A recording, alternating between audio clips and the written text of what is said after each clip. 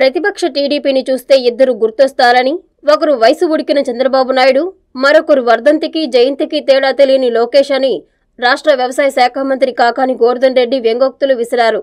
నెల్లూరు జిల్లా ముత్తుకూరు మండల కేంద్రంలో ఆదివారం జరిగిన వైసీపీ చేరికల సభలో మంత్రి కాకాని టీడీపీపై తీవ్రస్థాయిలో విరుచుకుపడ్డారు. ఈ సందర్భంగా మంత్రి కాకాని గోవర్ధన్ రెడ్డి మాట్లాడుతూ, ఉదయం చెప్పింది మధ్యాహ్నానికి, మధ్యాహ్నం చెప్పింది సాయంత్రానికి, సాయంత్రం చెప్పింది రేపటికి గుర్తుపెట్టుకోలేక మతిమరుపుతో ఇబ్బంది పడుతున్న చంద్రబాబు నాయుడు రాష్ట్రాన్ని పరిపాలించాలని తహతహలాడుతున్నారన్నారు. సొంత నియోజకవర్గం పేరు పలకలేని లోకేష్ యువగలం పేరుతో వైసీపీ నాయకులను తిడుతూ తిరుగుతున్నాడని, తనపై పోటీ చేసి గెలవలేని వ్యక్తులు లోకేష్ ని తీసుకువచ్చి తిట్టించి సంతోషపడుతున్నారని కాకాని ఎద్దేవా చేశారు.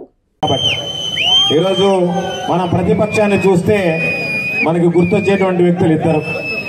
ఒక ఆయనేమో వయస్సు ఉడికినటువంటి చంద్రబాబు. మనిషికి ఉదయం చెప్పింది మధ్యాహ్నానికి గుర్తురాదు, మధ్యాహ్నం చెప్పింది సాయంకాలానికి మర్చిపోతాడు, సాయంకాలం చెప్పింది రేపటికి గుర్తుండదు. అటువంటి వ్యక్తి ఈ రాష్ట్రాన్ని నేను పరిపాలిస్తాను అని చెప్పి మరలా పాపం తహతహలాడుతున్నాడు.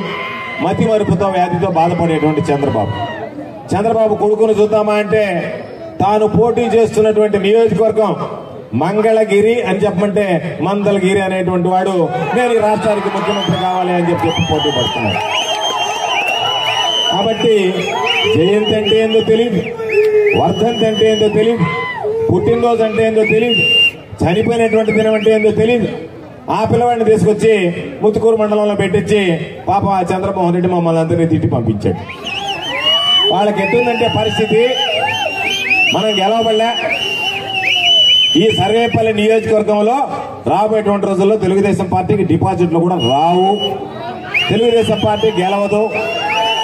కాకపోతే ఆ సమయం లోపల వీళ్ళని ఊరికే ఎందుకు వదిలిపెట్టాలా, కాబట్టి వాళ్ళని తిట్టిస్తే సరిపోతుంది, ఎవరినో ఒకరిని తీసుకొచ్చని చెప్పి మా మీద పోటీ చేసి గెలవలేనటువంటి వాళ్ళు మమ్మల్ని తిట్టించి పాపం సంతోషించేటువంటి కార్యక్రమానికి ఈరోజు శ్రీకారం చుట్టారు.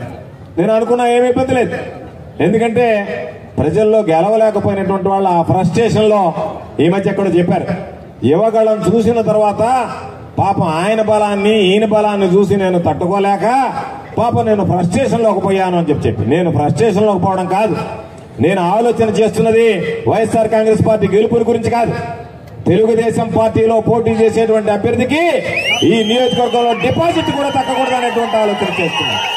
గెలుపుల గురించి ఆలోచన చేయటంలే, దరిదాపుల్లోకి వచ్చేదాని గురించి ఆలోచన చేయటంలే. సర్వేపల్లి నియోజకవర్గంలో వైఎస్ఆర్ కాంగ్రెస్ పార్టీ అభ్యర్థి మీద పోటీ చేసేటువంటి తెలుగుదేశం అభ్యర్థికి డిపాజిట్ కూడా ఉండకూడదు అనేటువంటి ఆలోచన చేస్తున్నాం అని చెప్పి సందర్భంగా తెలియజేస్తున్నాను. అందుకనే ఈరోజు ఎక్కడికి వెళ్ళినా వైఎస్ఆర్ కాంగ్రెస్ పార్టీకి ఇదిగో ఇదే విధంగా జగన్మోహన్ రెడ్డి గారికి బ్రహ్మరథం పడుతున్నారు. కాబట్టి దాన్ని చూసి తట్టుకోలేక చంద్రబాబు నాయుడు 45 సంవత్సరాల అనుభవం, 14 సంవత్సరాలు ముఖ్యమంత్రి, సంయమనం కోల్పోయి